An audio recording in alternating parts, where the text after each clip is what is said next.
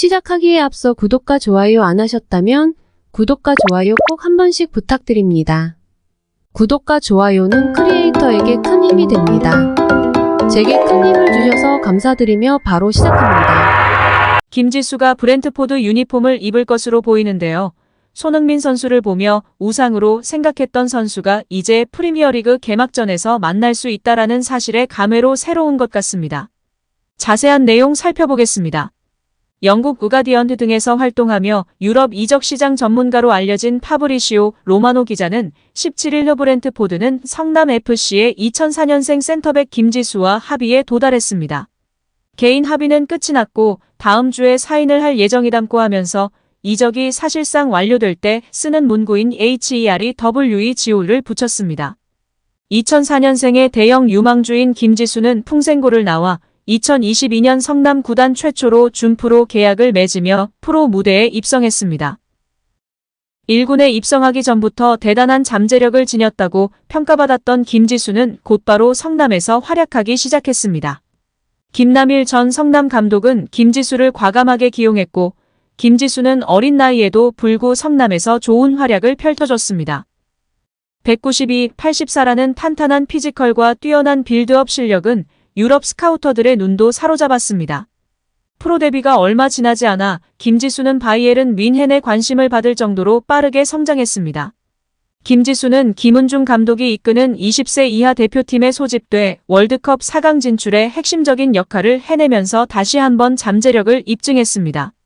제2의 김민재라고 불리면서 많은 팬들과 국내 축구 전문가분들의 관심을 받았는데요. 김지수가 아르헨티나에 가 있을 당시 브렌트포드는 성남에 선수 영입 의사를 전달했습니다.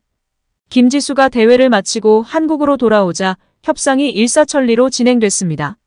변수는 워크퍼밋이었지만 김지수 측의 노력이 결실을 맺었습니다. 워크퍼밋은 저명한 축구 관계자 추천서가 있으면 발급 가능성이 높아지는데 일단 파울루 벤투 전 대한민국 국가대표팀 감독 추천서를 받았습니다. 이어 정몽규 대한축구협회 회장과 권오갑 한국프로축구연맹 총재 추천서를 받아냈습니다. 잉글랜드의 워크퍼밋 규정 완화까지 겹치면서 김지수는 협상의 돌파구를 마련했습니다. 이후 신상진 성남시장 겸 성남 구단주가 SNS를 통해 김지수가 브렌트포드 이적을 위해 출국한다고 밝히며 이적이 공식화되며 많은 팬들이 알고 축하와 응원이 쏟아졌습니다.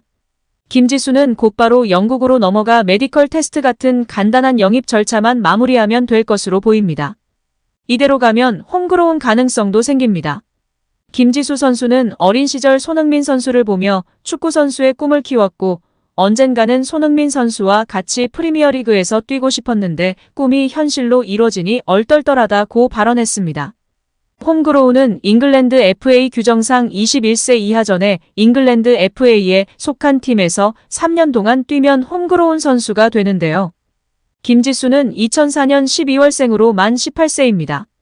지금 이적해 3년 동안 뛰면 홈그로운 자격을 얻습니다. 이는 엄청난 프리미엄인데요. 김지수는 한국인 역대 17번째 프리미어리거입니다. 손흥민이 역대 13번째, 황희찬이 14번째입니다. 김지수는 또 하나의 새로운 역사를 쓰게 되는데 바로 K리그2에서 프리미어리그로 직행하는 최초의 선수가 되는 것입니다. 10대 선수로서도 최초입니다. 어린 시절 자신의 우상이었던 선수와 이제 한 리그에서 이제는 개막 경기에서 만날 수도 있을 것 같은데요. 앞으로도 멋진 모습을 보여주며 제2의 김민재로 잘 크길 응원하겠습니다. 우리 손흥민 선수가 또 챙겨주느라 바빠지겠는데요. 우리 해외파 후배들이 입을 모아 칭찬하는 이유가 있죠. 힘든 해외 생활일 텐데 잘 적응하길 바라는데요. 손흥민 선수가 챙겨주니 정말 행복할 것 같습니다. 두 선수 모두 올 시즌 건승하길 응원하겠습니다. 한편 영국에서도 손흥민 선수의 부상 소식이 전해지며 크게 분노하고 있습니다. 영국 현지 매체가 9개월 동안 통증을 안고 뛴 손흥민에 대해 안타까움을 나타내며 화제가 되고 있습니다. 영국 데일리 메일은 15일 손흥민이 9개월 동안 부상 고통을 안고 활약했고 시즌 종료 이후 수술을 받았다고 보도하였습니다.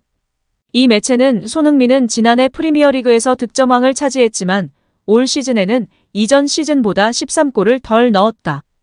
토트넘은 8위로 시즌을 마치며 실망스러운 성적을 거뒀다면서도 손흥민은 안면 골절로 인해 카타르 월드컵에서 마스크를 착용하고 경기를 뛰었다. 손흥민은 시즌 내내 스포츠 헤르니아, 스포츠 탈장 문제를 안고 뛰었다고 덧붙였습니다. 미국 SB네이션에서 토트넘 소식을 주로 전하는 밀러는 손흥민이 부상에 대해 설명하는 것을 들으면 울고 싶어진다.